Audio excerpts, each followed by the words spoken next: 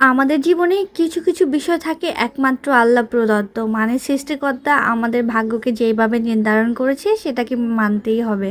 অনেকেই বলে, কথায় আছে না, জন্ম মৃত্যু বিয়ে, এগুলো আসলে আমাদের হাতে নেই, সত্যিই আমাদের হাতে নেই। আমরা চাইলেই কিন্তু আমাদের ভাগ্যটাকে পরিবর্তন করতে পারি না সব ক্ষেত্রে।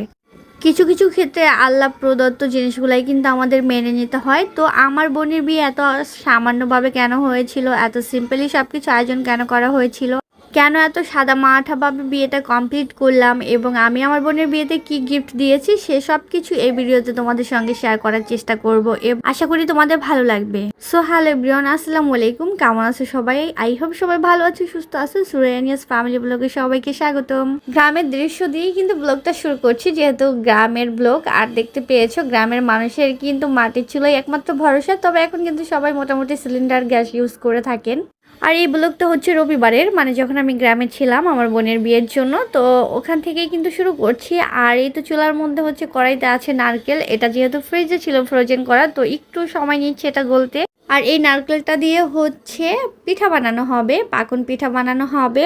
নর্মালি হচ্ছে বরযাত্রী যারা আসবেন তাদের জন্য। আর আমার মা আমাকে দিয়েছেন এটা করার জন্য। আমি কিছুতেই কিন্তু জাল দিতে পারছিলাম না, কারণ আমার একদমই বারবার জালটা বন্ধ হয়ে যাচ্ছিল, চুলার আগুনটা মানে বন্ধ হয়ে যাচ্ছিল বলতে কমে যাচ্ছিল। মা জাল দিলে যেরকম হচ্ছে আগুনটা একদম এইরকম বড় বড় করে বের হয়, ওইভাবে বের হচ্ছিল না, খুবই আস্তে ধীরে চলছিল, যেটাতে আমার নারকেলের গায়ে লাগছিল না। তো আমি বারবার চিল্লাচিল্লি করতেছিলাম যে আমাকে একটু ভালো করে হচ্ছে ধরাই দিয়ে যাও, আমি কেন পারতেছি না। আসলে আমি মাটির চুলাতে জাল দিতে পারি না, কেন যেন বারবার নিভে যায়, ধোয়া হয়ে যায়। তো দেখা যায় কি, অনেকগুলা হচ্ছে কাঠ, তারপর হচ্ছে যেগুলো দিয়ে রান্না করার সরঞ্জাম থাকে, পাটখড়ি যাই থাকুক না কেন, সব কিছু দেওয়ার পরেও কিন্তু আমার চুলা জালটা মানে জ্বলতেছিল না ভালোভাবে। ফাইনালি আমি সাকসেস হয়েছি, দেখো কত সুন্দর করে উঠতেছে। আর যেহেতু আজকে রবিবার বিয়ের দিন, সো বুঝতে পারছো আমি বড় বোন হিসাবে কিন্তু আমারও দায়িত্ব কম ছিল না। টোটালি কোনো ভিডিও করার মতো সময় পাইনি, আর বেসিক্যালি মোবাইল ধরার মতো যেই সময়টা ওটাও কিন্তু আসেনি। নর্মালি হচ্ছে আমার বোনের শ্বশুরবাড়ি থেকে আসার কথা ছিল হচ্ছে 10-12 জন আসবে ওনারা, দেন হচ্ছে বলেছিল 15 জন, তারপরে কিন্তু ওনারা 23 জনের মতো আসছে। তো বুঝতেই পারছো, মোট দেখা যায় 50 জন মানুষের মতো হয়ে গিয়েছিল। আমাদের বাড়ি, আমাদের আশেপাশে, মানে আমার রিলেটিভস তো কাউকেই বলা হয়নি, আমাদের বাড়ির মানুষ মিলে টিলেই কিন্তু হয়ে গিয়েছিল এত মানুষ। তো এই তো দুপুরে কিন্তু আর কোনো হচ্ছে ভিডিও নিতে পারিনি। লাস্টে দেখো খাওয়া দাওয়ার পর্ব শেষ করে কি অবস্থা ঘরের। আর এইটা হচ্ছে বিকালবেলা ফুটেজ, মানে যখন আমার বোনকে নিয়ে যাচ্ছিল তখনের। নর্মালি হচ্ছে ওর হাজব্যান্ড ওকে পর্দা করায়, আর ও পর্দা করে যেহেতু, তাই আর কোনো ভিডিও টিডিও নেওয়া হয়নি, আর সেটা আমি নেইও নি। তো এই তো দেখো আমার আব্বুর সঙ্গে কিন্তু আমার ছোটো বোন আছে, মানে যার বিয়ে, ওকে নিয়ে যাচ্ছে, বোরকা পরেই যাচ্ছে, ওর পিছন পিছন আমরা সবাই যাচ্ছি। বিদায়ের বেলা এই মুহূর্তগুলো আসলে খুবই কষ্টদায়ক। আমার তো চোখ দিয়ে পানি পড়ছিল, তাই আমি পিছনেই ছিলাম, আমি আর সামনে আগাতে পারিনি, কারণ ওর কান্না দেখলে আমারও কান্না চলে আসতেছিল বারবার। খুব কষ্টে চোখের পানি আটকে রেখেছি, তারপরে কয়েকবার পড়ে গিয়েছে। বেসিক্যালি আমার বোন, দেখা যায় নর্মালি কিন্তু বোরখা টোরখা আমরা সবাই ব্যবহার করি, তো আমার বোনও এরকমই করতো, কিন্তু বিয়ের পর থেকে ওর হাজব্যান্ডের চাওয়া ছিল যে ওর যেন পর্দা করে, তখন থেকে কিন্তু অ্যাকচুয়ালি পর্দা করাটা শুরু। আর এই তো বিয়েতে নর্মালি হচ্ছে সব কিছু কিন্তু ওকে দিয়েছে। তো যেহেতু ওর ভিডিও, ওর ছবি আমি শেয়ার করতে পারবো না, ও কিন্তু ওকে বউ সাজিয়েছিলাম কিছু ছবি তোলার জন্য পার্সোনালি, যাতে ওর কাছে, ওর হাজব্যান্ডের কাছে, আমাদের কাছে থাকে, সোশ্যাল মিডিয়াতে দেওয়ার জন্য নয়। সেজন্য কিন্তু আর ওই ভিডিওগুলো শেয়ার করলাম না। তো এই তো পিছন থেকে জাস্ট একটুখানি দেখালাম, কারণ কি দরকার আছে যে এই মানুষটা পর্দা করে বা যার হাজব্যান্ড চায় না তাকে আমি এইভাবে যদি প্রেজেন্ট করি, তার চাকচিক্য ছবিগুলো মানে দেই, এটা আসলে খুবই খারাপ দেখা যায়। সেজন্যই কিন্তু বিয়ের কোনো অংশ তোমাদের সঙ্গে আর শেয়ার করা হয়নি। আর যেহেতু বিয়েটা আগেই হয়ে গিয়েছিল, তো বুঝতেই পারছো শুধু নেওয়ার জন্য আসলে যে এরকম হয়। আর যেহেতু খাবারের সময়টাতে আমি এত বেশি ব্যস্ত ছিলাম, প্লেটগুলো আমিই সাজাচ্ছিলাম, আর এতটা দ্রুত 2 হাত দিয়ে কাজ করতে হচ্ছিল, সেখানে পানি খাওয়ার মতো সময়টা ছিল না। অবশ্য আমি একা করিনি, আমার ফুপুরা ছিল, আমার মা ছিল, আমার কাকিরা ছিল, সবাই মিলে করছিল, সবাই অনেক বেশি ব্যস্ত ছিল। তো ভিডিও করার তো প্রশ্নই আসে না। এটা হচ্ছে পরের দিনের ভিডিও। আর আমার বেবিকে দেখো মাটিতে ছেড়ে দিয়েছি, কারণ নর্মালি ঢাকাতে মাটি পাড়ানো হয় না। তো ও হচ্ছে প্রথম দিন যেহেতু একদম মাটিতে নামবেই না, মানা জুতা ছাড়া, খুব ঘেন্না ছিল, আমার পায়ে ছিটছি লেগে যাচ্ছে মাম্মি। দেন হচ্ছে পরের দিন ওকে বুঝিয়ে টুজিয়ে হচ্ছে জুতা খুলে দিয়েছি, আর এখন দেখো পুরো ইজি হয়ে গিয়েছে আমার মেয়েটা। তো ভাবলাম গ্রামে 2টা দিন থাকবো, একটু মাটি পাড়াক না, সমস্যা কি। আর এটা হচ্ছে আমাদের নদীর পাড়, মানে যেই বাড়িটা দেখলে এটা হচ্ছে আমাদের পুরান বাড়ি। তো এখানে কিন্তু সবাই পাটখড়ি নিচ্ছিল। গ্রামের এই দৃশ্যগুলো দেখতে কিন্তু ভীষণ ভালো লাগে। আর হচ্ছে এই সময়টাতেই কিন্তু গ্রীষ্মকালে, বর্ষাকাল বলো, এই সময়টাতেই কিন্তু এই দৃশ্যগুলো দেখা যায়। আর অনেক বাতাসও কিন্তু আছে। ছোটোবেলায় কিন্তু এই নদীর পাড়ে, মানে এখানে অনেক গাছ টাছ ছিল, আমরা সবাই এখানে ছায়াতে বসতাম, মাচা পাতা ছিল যে যখন আমরা পুরান বাড়িতে সবাই একসঙ্গে থাকতাম। এখন তো আমাদের আলাদা বাড়ি হয়েছে। তো আমার মেয়েও কিন্তু এখানে আসছে খেলার জন্য। আর এখানে আমার ফুপুরা কাকিরা ছিল, ওদের সঙ্গে একটু কথা বলছিলাম আমি। তো ওদেরকে হাইড করে দিয়েছি, কারণ সবাই কিন্তু ক্যামেরার সামনে অভ্যস্ত নয়, কি দরকার আছে মানুষকে শুধু বিব্রতকর পরিস্থিতিতে ফেলার। তাই আমার ভালো লাগার মুহূর্তগুলো যতটুকু শেয়ার করা যায় ঠিক ততটুকুই করলাম, যাতে কারো অস্বস্তি না হয়। আর এই তো এদিকে দেখো আমার মেয়ে, আর এটা হচ্ছে আমার চাচাতো বোন, ওরা খেলছে। আমার মেয়ে কিন্তু ওকে আন্টি বলে না, আমার মেয়ে হচ্ছে ওকে মানে আপুই বলে। তো এখানে আমার আব্বু একটা লুঙ্গি পেতে দিয়েছিল ওদের, যাতে ওরা এখানে একটু ছায়াতে খেলতে পারে। আর গ্রামের সবচেয়ে বেশি প্রবলেম হচ্ছে কারেন্ট টোটালি থাকে না। ঢাকাতে তারপরে তো আমরা যতটুকু পাই মানে ঠিক আছে, মানা যায়, কিন্তু গ্রামে একদমই কারেন্ট থাকে না। দিনের বেলা তো থাকেই না, আসে আর যায়। আর যদি একটু বৃষ্টি হয় তাহলে তো 2-3 ঘন্টার মধ্যে কারেন্টের মুখ দেখা যায় না। খুবই খারাপ অবস্থা হয়ে যায়। আমার মেয়েটার কিন্তু অলরেডি ঠান্ডা লেগে গিয়েছে, আমার গলা বসে গিয়েছিল, মানে সব কিছু মিলে না খুবই খারাপ অবস্থা গিয়েছে। আমার হাজব্যান্ডেরও ঠান্ডা লেগে গিয়েছে। আসলে হুট করে না পরিবেশের সাথে অ্যাডজাস্ট করার একটা বিষয় থাকে। তারপর হচ্ছে এত গরম, আমার বাচ্চা তো নিতেই পারছিল না, ও বারবার কিন্তু ঘেমে যাচ্ছিল। আর এই যে নেংটু, এটা হচ্ছে আমার চাচাতো ভাই, পিচ্চিটা চলে আসছে। দেন দুপুরবেলা আমার হাজব্যান্ড বলতেছিল নদীতে গোসল করবে, আর আমার মেয়ে তো একদিন নদীতে অলরেডি করেছে ওর বাবার সঙ্গে। মানে এত বিশাল সুইমিং পুল দেখে সে খুব অবাক হয়ে গিয়েছে, আজকেও সে নদীতে গোসল করবে। এদিকে হচ্ছে পাট ধুচ্ছিল, তো আমি এই জন্য ওর বাবার সঙ্গে একটু চিল্লাচিল্লি করছিলাম যে এই পাটের পচা পানিতে গোসল করাইলে ওর হচ্ছে চুল কাঁপে শরীরটা, তুমি এদিকে চলে আসো। বাট যেহেতু আমরা গ্রামে আজকের দিনটাই আছি, আগামীকাল চলে যাব, মানে হচ্ছে এটা তো সোমবার, আর হচ্ছে মঙ্গলবার দিন আমরা ঢাকা চলে আসব। সো সেটার জন্য তারা বাবা মেয়ে কিছুতে উঠছিল না যে আজকেই তো গোসল করব, কোনো বিষয় না, চুলকাবে না, আমি ভালো পানি দিয়ে ওকে আবার গোসল করিয়ে দিব। তো অনেকটা দূরেই ছিল, তারপরে বুঝতে পারছো পাটের ময়লাগুলো তো থাকে। আর গ্রামে কিন্তু এরকম দৃশ্য অহরহ দেখা যায়, এইভাবেই কিন্তু গোসল করা হয়। আমাকে আমার হাজব্যান্ড বলতেছিল তুমি নামো, বাট আমার একদম ইচ্ছা করেনি এরকম অবস্থা দেখে। যাই হোক, বাবা মেয়ে গোসল করছিল আর আমি একটু ক্যাপচার করলাম। এইটা হচ্ছে আমাদের ছোট্ট একটা নদী। আর দেখো এই জায়গাগুলো কত সুন্দর লাগে দেখতে। একটা সময় এই নদীতে কত ঘুরেছি নৌকা দিয়ে, কত সাঁতার কেটেছি, কত এপার থেকে ওই পার গিয়েছি, সব স্মৃতিগুলো মনে পড়ছিল আর ভীষণ ভালো লাগছিল উপভোগ করতে। এখন অনেক কিছু চেঞ্জ হয়ে গিয়েছে, ছোটোবেলার মতো আর কোনো কিছুই নেই। তখন দেখা যায় সমবয়সী অনেক মানুষ ছিল, চাচাতো বোন, ফুপু টুপু, আশেপাশে সবাই মিলে গোসল করতাম, সবাই মিলে মজা করতাম, বেশ ভালো লাগতো। আর এখন যে কত বছর ধরে নদীতে গোসল করি না আমার মনে নেই। তো যাই হোক, এদিকেই তোর বাবা ওকে সাঁতার শেখাচ্ছিল, আর আমার মেয়েটা ডুব দেওয়া শিখে গিয়েছে পানির মধ্যে। তো আমি বেশিক্ষণ আর থাকতে দেইনি, দুপুরবেলা আসছি, মানে রোদ দিয়ে। নদীটা হচ্ছে আমাদের পুরান বাড়ির সঙ্গে, আর আমরা তো একটু নেমে বাড়ি করেছি। তো এত গরম লাগছিল, আর আমার আব্বু আমার জন্য জাম্বুরা নিয়ে আসছিল, আমার বোন এখানে জাম্বুরা ভর্তা বানিয়ে দিয়েছে। তো অলরেডি কিন্তু খাওয়া হয়ে গিয়েছে, লাস্টে আমি বসছি। তো এই তো খাচ্ছিলাম আর গল্প করছিলাম। নর্মালি হচ্ছে জাম্বুরা আমার এইভাবে ভর্তা ভালো লাগে না, আমার শুধু খুলে খুলে খেতেই ভালো লাগে। বাট আমার ছোটো বোন যেহেতু করে দিয়েছে, তো ভাবলাম কেন না। আর প্রায় তো শেষের দিকে আমার হাজব্যান্ড আর সবাই খেয়ে নিয়েছে, আমি শুধু আছি। তো আমি খাচ্ছিলাম আর আমরা গল্প করছিলাম যে আমি গোসল করবো একদম আসরের সময়, কারণ এত গরমে একদমই ভালো লাগছিল। এই মুহূর্তে কিন্তু কারেন্ট ছিল না। আর সবচেয়ে বড় কথা হচ্ছে বয়েসটা এখানে অ্যাড করার কারণ হচ্ছে আশেপাশে অনেক নয় ছিল, সবাই দুষ্টামি ফাজলামি করতেছিল, এক একজন এক এক রকম কথা বলছিল, সেটার জন্য কিন্তু আমি আমার হচ্ছে বয়েসটা অ্যাড করে দিয়েছি। আর বিয়ের দিন থেকে শুরু করে কিন্তু একদম এত ভারী ভারী খাবার খাওয়া হচ্ছে, তো এই জন্য রাতে বলেছিলাম মানে আমার মাকে দুপুরে আমাদের জন্য হচ্ছে একটু অন্যরকম টাইপের খাবার রান্না করতে, কারণ বিয়ের দিন অনেকগুলো আইটেম করা হয়েছিল, প্রায় 9-10টা আইটেম করেছিল। গরুর মাংস ছিল, রোস্ট ছিল, তারপরে চিংড়ি মাছ ভুনা, ইলিশ মাছ, ডিম ভাজি, 2-3 রকমের ভর্তা, মুগ ডাল, অনেকগুলো আইটেম করা ছিল। আর পোলাও তো আছেই, সাদা ভাত, তারপরে হচ্ছে পেপসি, দই, তারপরে হচ্ছে পায়েস। আর নাস্তা হিসাবেও ছিল অনেকগুলো আইটেম, 11টা আইটেম ছিল, সেমাই টেমাই ফল টল মিলিয়ে।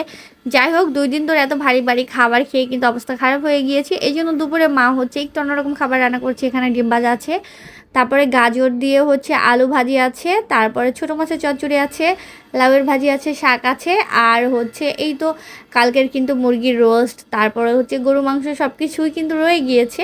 তো আমার মেয়েকে একটা রোস্ট দিয়ে খাওয়াই দিতেছি, কারণ ও কিন্তু পোলাও ভাত অনেক পছন্দ করে। আর আমাদের খাবার কিন্তু অনেক বেশি হয়েছিল, বিশেষ করে পোলাও পায়েস এগুলো অনেক বেঁচে গিয়েছিল।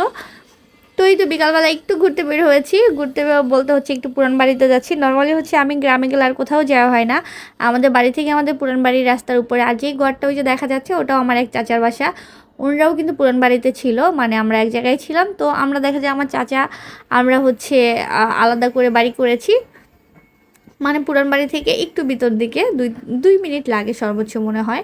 আর এই তো আমার প্রিন্সেসটা কুলে ওঠার জন্য পাগল হয়ে গিয়েছে, দেখো ধানগুলো কত সুন্দর লাগছে। তো যাই হোক আশেপাশে একটু দেখলাম, ঘুরলাম।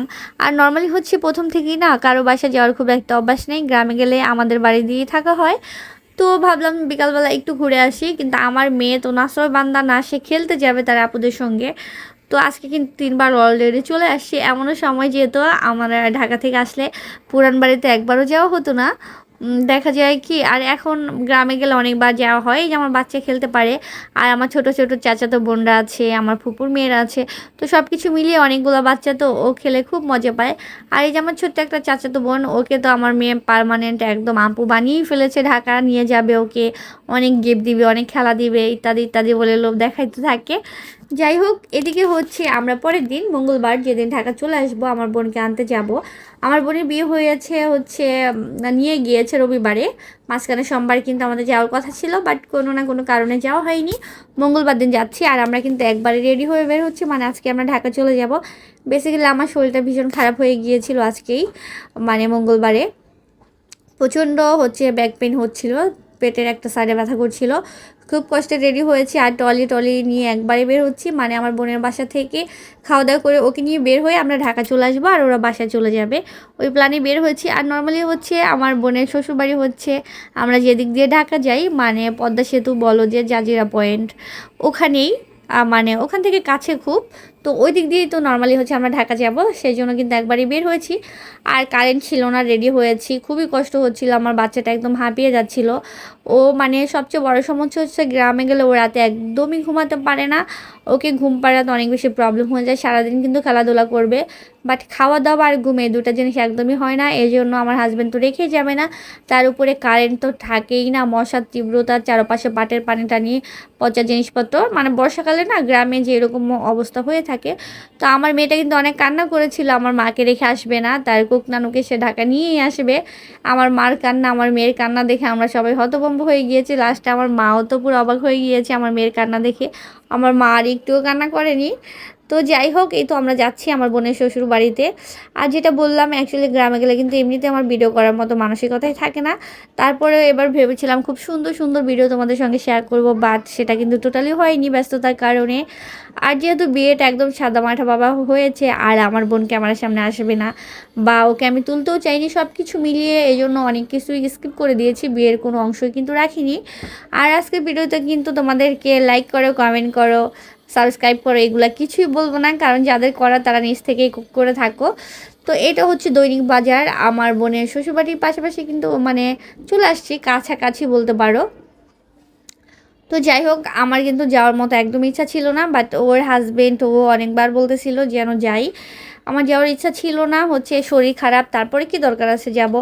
আমি বলেছিলাম নিদের বাবা তোমরা ওরা নিয়ে আসো, আমি রেডি হয়ে থাকবো, দেন হচ্ছে চলে যাব। তো আব্বু সবাই বলতেছিল ওখান থেকে যেহেতু কাছেই হবে, তোমরা যেহেতু থাকবাই না, তাহলে একবারই বের হয়ে যাও, এই জন্যই কিন্তু বেসিক্যালি একবারই বের হয়েছি।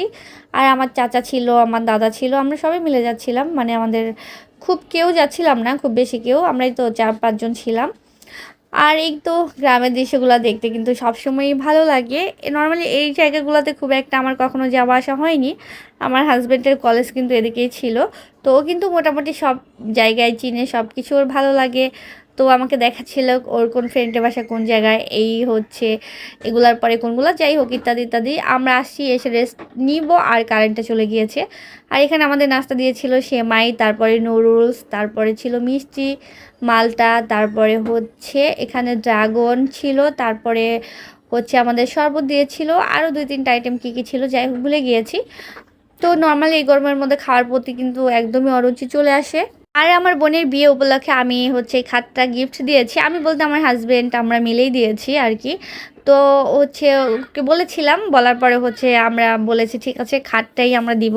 তো নর্মালি যেহেতু খাটে একটু বেশি কষ্ট যায়, এটার জন্য দেয়া যে যেটাতে একটু বেশি খরচ হয় ওটাই আমরা দিব। আর এদিকে হচ্ছে সুকেস, তারপরে হচ্ছে ওয়ার্ড্রোব, এগুলো হচ্ছে আমার আব্বু দিয়েছে। তো ওদের বাসায় নিয়ে আসছে, নর্মালি এগুলো তারা আমাদের বাসায় নেওয়া হয়নি, যেখানে বানাতে দিয়েছো বাজার থেকে সরাসরি নিয়ে আসছে ওদের বাসা, তাই আমি একটু ভিডিও করে দিলাম তোমাদের সঙ্গে শেয়ার করার জন্য। তো ওদের বাসা থেকে খাওয়া দাওয়া করে কিন্তু আমরা বের হয়ে গিয়েছি, মানে প্রায় সন্ধ্যা সন্ধ্যা হয়ে যাবে এইরকম মুহূর্তে বের হয়েছি। আর আমার বোনরা তো অটোতে করে চলেই গিয়েছে, তো যেটা বলছিলাম ওর ভিডিও তো আর শেয়ার করবো না। আর এদিকে দেখো এই তো আমরা হচ্ছে মেইন রাস্তার দিকে যাচ্ছি হেঁটে হেঁটে, ওদের বাসা থেকে খুব কাছেই। সামনে হচ্ছে আমার হাজব্যান্ড, আমার বোনের হাজব্যান্ড, আমার আব্বু, আমার বাচ্চা আছে। আর এই জায়গাগুলোতে কখনো আসা হয়নি, এই পাশটাতে আমাদের কোনো রিলেটিভসও ছিল না, ফার্স্ট টাইম এসছি। তো যাই হোক এখন কিন্তু আমরা ঢাকার উদ্দেশ্যে রওনা দিব, আর ওরা কিন্তু অন্য পাশ দিয়ে চলে গিয়েছে আমাদের বাসার উদ্দেশ্যে। আর আব্বু তো আমাদের গাড়িতে উঠে দিয়ে আমার বোন, তারপরে হচ্ছে ওরা চলে যাবে। আমার মেয়ে তো কিছুতেই ওদেরকে ছাড়বে না, খুবই মানে আব্বুকে বিরক্ত করছিল যে চাঁদনা তুমি চলো, না হয় আমাকে নিয়ে যাও। নর্মালি হচ্ছে ওর গ্রামে থাকতে খুব ভালো লাগে, বাট সেটা দিনের বেলা, রাতের জন্য নয়। তো এই তো আমরা কিন্তু এই মেন রাস্তা থেকে অটো ধরবো, তারপরে হচ্ছে আমরা বাস স্ট্যান্ড যাব। বাস স্ট্যান্ড বলতে হচ্ছে টোল প্লাজাতে, পদ্মা সেতুর ওখান থেকে হচ্ছে ঢাকার গাড়িতে উঠবো। আর এই জায়গা থেকে খুবই কাছে, নর্মালি হচ্ছে আমরা ঢাকা থেকে কিন্তু এই রাস্তা দিয়েই যাওয়া হয় বেসিক্যালি, এখন পদ্মা সেতু হওয়ার পর থেকে এই সাইডটা দিয়ে আমাদের যাওয়া হয়। তো আমরা কিন্তু অটোতে উঠে গিয়েছি, যাচ্ছি। আমার মেয়েটার ভীষণ মন খারাপ, আর ওর ড্রেস খুলে দিয়েছিলাম ওদের বাসা চেঞ্জ করে, কারণ গরমে মেয়েটা একদম অবস্থা খারাপ হয়ে গিয়েছে। বড় মানুষ তো তারপরে একটু হলেও সহ্য করতে পারে, বাট বাচ্চাদের অবস্থা কিন্তু অনেক বেশি খারাপ হয়ে যায়। তো এই তো যাচ্ছি, আর আমার শরীরটা তো খারাপ, মানে প্রচণ্ড পেন ছিল পেটে, এখন ব্যথাটা একটু কমেছে। আমার বাচ্চাটাকে একটু সান্ত্বনা দিচ্ছিলাম, তার মুড অফ, এত বেশি মন খারাপ ছিল। যাই হোক অবশেষে কিন্তু আমরা গাড়িতে উঠেছি, সন্ধ্যা অলরেডি হয়ে গিয়েছে, পদ্মা সেতু পার হচ্ছি, ঢাকার উদ্দেশ্যে রওনা দিয়েছি। ইভেন আমরা কিন্তু ঢাকা চলেও আসছি, সেই সব ভিডিও তোমাদের সঙ্গে নেক্সট দিন শেয়ার করব। আজকে এই পর্যন্ত ছিল, সবাই ভালো থেকে সুস্থ থেকে আমাদের জন্য দোয়া করো। সবার জন্য অনেক অনেক ভালোবাসা এবং শুভকামনা থাকবে। সবাই ভালো থেকো, আল্লাহ হাফেজ সবাইকে।